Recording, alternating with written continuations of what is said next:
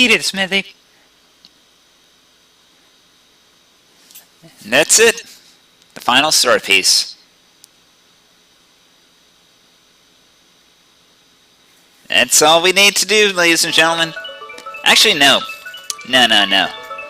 That's all as we, the player, need to do. The game-wise, however, that's not all that's needed to fix Star Road. Well, just let the cutscene play out, and you'll see what I'm getting at.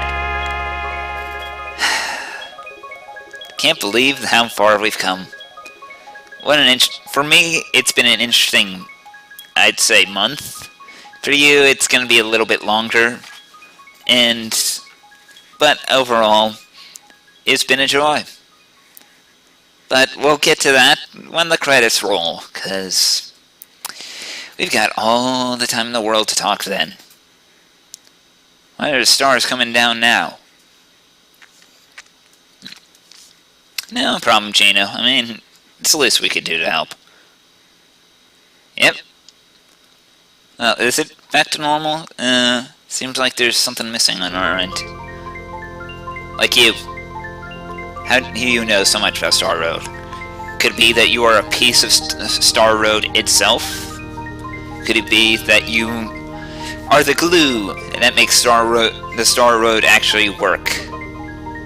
Yeah. The stars are flying off, so I don't know what's happening now.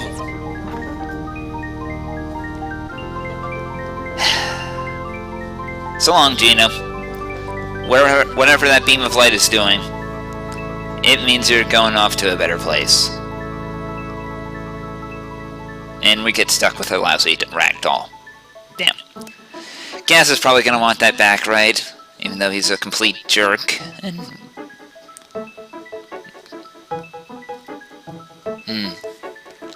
Yep. Like I said, Gino is probably the most important piece of Star Road itself. So fly, Gino! Fly! Well, whatever your real name is, no one can pronounce that thing. That's an unpronounceable mess, and I don't know why they even bothered with that, but, well. But off the stars go into the sky, and make one last wish to get rid of that ugly eyesore of a sword. And that was a bit of a tongue twister. But let's get rid of that ugly eyesore, so that way we can wrap this all up in a nice tidy package. There it goes. That's it. Wrapped up, nice and tidy. And blue skies over Bowser's castle? That seems kind of strange. Oh wait, you forgot the bridge. Yeah, Bowser will just need his Koopa Copter, whatever. But that's not it for that might be it for Exor and all the swords, but there's still some wishes, some loose ends that we need to wrap up, and the game's more than happy to oblige. Starting up on the list, Mallow. He is now officially the royal family, and everyone's accepting him. Hope you can find a good prince, because, you know, your parents aren't going to live forever. It's just a shame that you came back when you were, I'm assuming, a teenager. I have no idea, honestly. It's always teenagers in RPGs, seriously. Next up on the list of loose ends, the reconstruction of Bowser's Castle. Yeah, Exor did a number on this. Hey you, get back to work! I could have sworn if I had actually planned that, I probably would have had a decent Bowser voice for there. Yeah, whatever. Next. Jonathan Jones, wistfully looking out over the ocean, planning all of the loot that he's gonna plunder and all the booty he's gonna take for himself. Yeah, I take that as you will, ladies and gentlemen. But for now, Yoshi's Island. Even though I did nothing there, at least they managed to solve things for themselves. I guess the Star Road does that, and Boshi and Krako are buddies.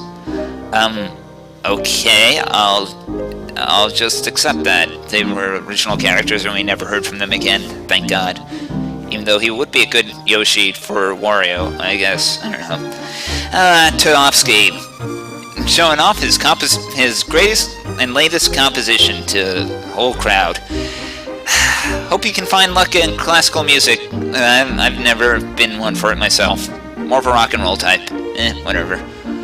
That's why I like Rockhawk from the Paper Mario game so much. Oh, Valentina and Booster getting married. They seem like they'd be the perfect couple. He's a huge pervert, she has huge boobs, and they're both gonna make each other's life miserable. But what else could be on the list? What else? What last wish is there for us to view? Well, just a thank you message from the developers for making it all this way. And I gotta say, that is the ugliest looking Mario I've ever seen.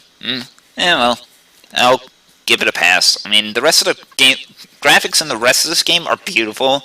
That one picture, oh well, bit of a casualty. But another game tape solved. Let's watch the credits and watch Luigi lead a parade that plays during the credit sequence. We were wondering where that green-clad plumber was this whole game, and this is the only time we ever get to see him, during the credits. Way to just shoehorn him in, Square. Way to shoehorn him in. But yeah, this game is pretty much exactly like I remember it. The whole idea I had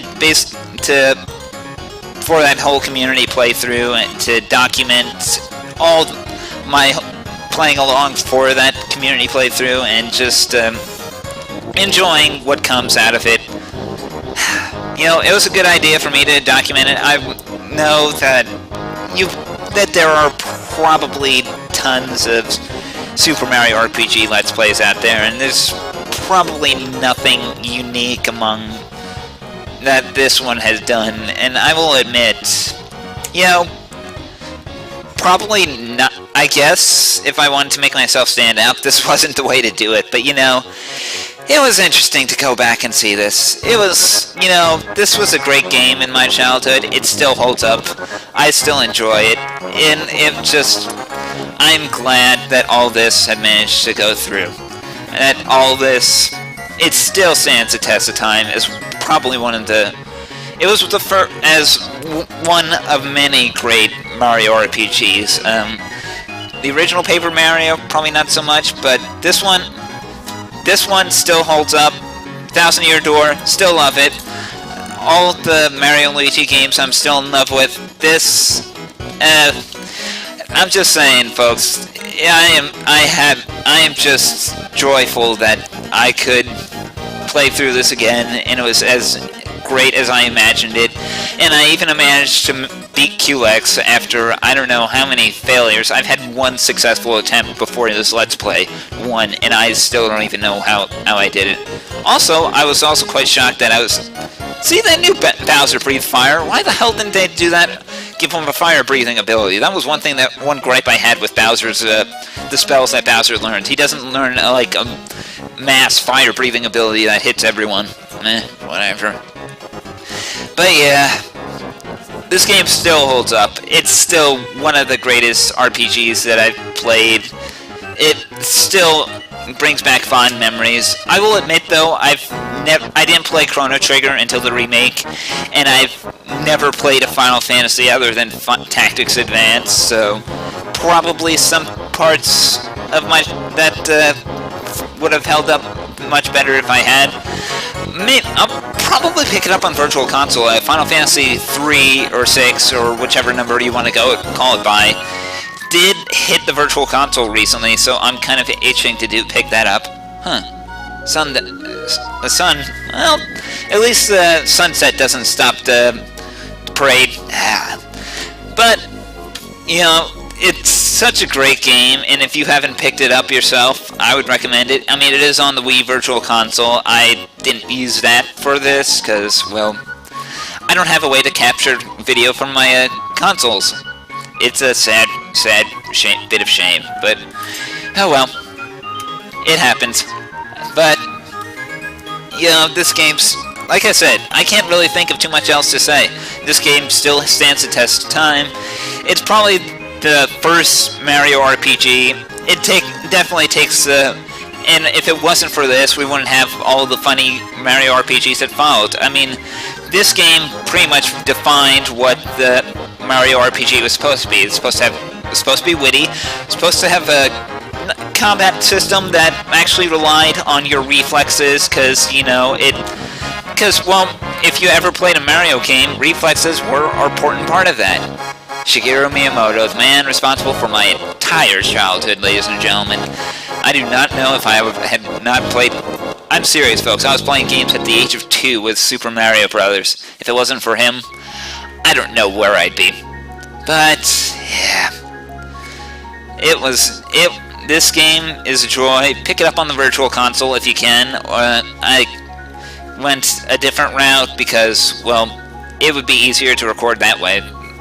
And I honestly feel sorry for it. But I guess not much else to say. It's just magic, and oh yeah, these fireworks, they change depending on how many fireworks you bought throughout the course of the game. So I bought 4 because I bought 3, so 1 for the first run through trading sequence, 1 for the second, and 1 to get the shiny stone so we could fight Culex. So that was 3.